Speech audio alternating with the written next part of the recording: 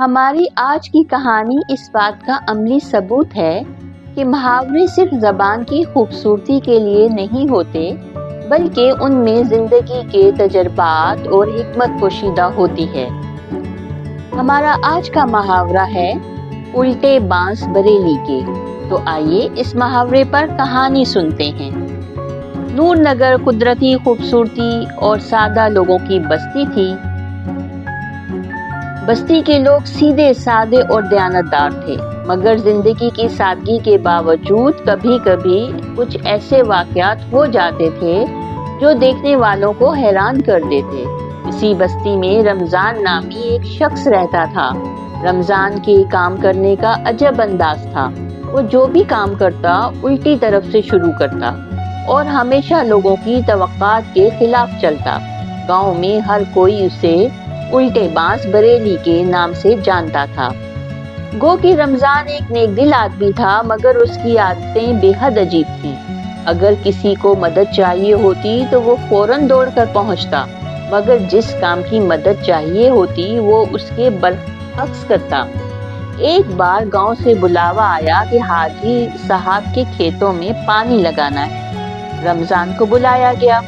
سب نے توقع کی کہ وہ کھیت کے نچلے حصے سے پانی لگانا شروع کرے گا تاکہ اوپر کے حصے تک پانی آسانی سے پہنچ سکے، مگر رمضان نے پانی اوپر سے لگانا شروع کر دیا۔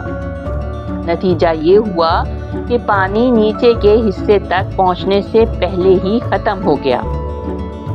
سب نے رمضان کو سمجھانے کی بہت کوشش کی کہ وہ ہمیشہ کام کو الٹی طرف سے کیوں شروع کرتا ہے، مگر رمضان کا جواب ہمیشہ ایک جیسا ہوتا کہ میرا طریقہ صحیح ہے، اور دیکھنا ایک دن میں ثابت کر دوں گا کہ میں ٹھیک ہوں۔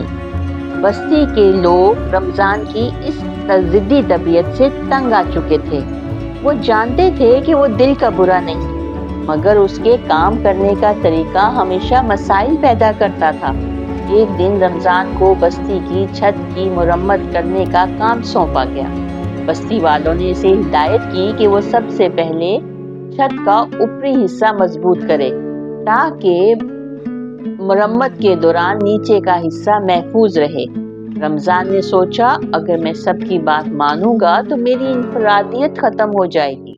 اس نے پھر الٹا کام کرنا شروع کر دیا اور نیچے سے چھت کی مرمت کرنے لگا۔ مرمت کے دوران اوپر کا حصہ مزید کمزور ہو گیا اور چھت اچانک اس کا ایک بڑا حصہ نیچے آ گرا۔ خوش قسمتی سے کوئی جانی نقصان نہیں ہوا، مگر مسجد کو بہت زیادہ نقصان پہنچا۔ بستی والے شدید ناراض ہوئے اور رمضان کو بلا کر کہا، ہم نے پہلے بھی تمہیں سمجھایا تھا کہ الٹے طریقے سے کام مت کیا کرو، مگر تم نے پھر وہی غلطی کی۔ اب مسجد کی چھت دوبارہ بنوانی پڑے گی۔ رمضان کو اپنی غلطی کا احساس ہوا، مگر وہ اب بھی اپنی اصولوں پر قائم تھا۔ اس نے فیصلہ کیا کہ وہ اپنی مدد آپ کرے گا اور مسجد کی چھت خود بنوائے گا، چاہے اسے کتنی ہی محنت کیوں نہ کرنی پڑے۔ رمضان نے ساری جمع پونجی خرچ کر کے چھت کے لیے مرمت کا سامان خریدا اور اکیلے ہی کام کرنا شروع کر دیا۔ اس نے پھر وہی پرانا طریقہ اختیار کیا اور نیچے سے کام شروع کیا، مگر اس بار ایک عجیب بات ہوئی۔ جب وہ چھت کے درمیانی حصے تک پہنچا تو موسم اچانک خراب ہو گیا اور تیز ہوا اور بارش کی وجہ سے کام روکنا پڑا۔ رمضان پریشان ہو گیا کہ وہ کیسے چھت مکمل کرے گا، کیونکہ اب اوپر کا حصہ بارش کی وجہ سے مزید خراب ہو گیا تھا۔ اگلے دن بستی کے بزرگ حاجی صاحب رمضان کے پاس آئے اور کہا، بیٹا، ہم جانتے ہیں کہ تم نیک نیت ہو اور محنتی بھی ہو، مگر ہر کام کا ایک طریقہ ہوتا ہے۔ دنیا اسی لیے ترقی کر رہی ہے کیونکہ لوگ اپنے کام کو ترتیب سے کرتے ہیں۔ اگر تم اپنی ضد چھوڑ دو اور سیدھے طریقہ اپناؤ تو نہ صرف تمہاری محنت بچ جائے گی بلکہ کام بھی بہتر طور ہو سکے گا۔ رمضان نے پہلی بار حاجی صاحب کی بات غور سے سنی۔ وہ سوچنے لگا کہ شاید واقعی ہی وہ جو طریقہ اپنائے ہوئے ہے وہ غلط ہے۔ رمضان کو یاد آیا کہ اس کے والد بھی اسے بچپن میں یہی سکھاتے تھے کہ ہر کام کو سیدھے طریقے سے کرو۔ मगर वो हमेशा अपनी मनमानी करता रहा। रमजान ने फैसला किया कि वो इस बार काम को दुरुस्त तरीके से करेगा। उसने बस्ती के लोगों से माफी मांगी और इन्हें यकीन दिलाया कि वो अपनी गलतियों से सबक सीख चुका है। रमजान ने बस्ती के चंद माहिर कारीगरों को बुलाकर उनसे मशवरा किया और फिर उनकी हिदायत के मुताबिक काम शुरू किया। उसने ऊपर से छत की मुरम्मत शुरू की और नीचे तक पहुंचते पहुंचते छत मुकम्मल हो गई।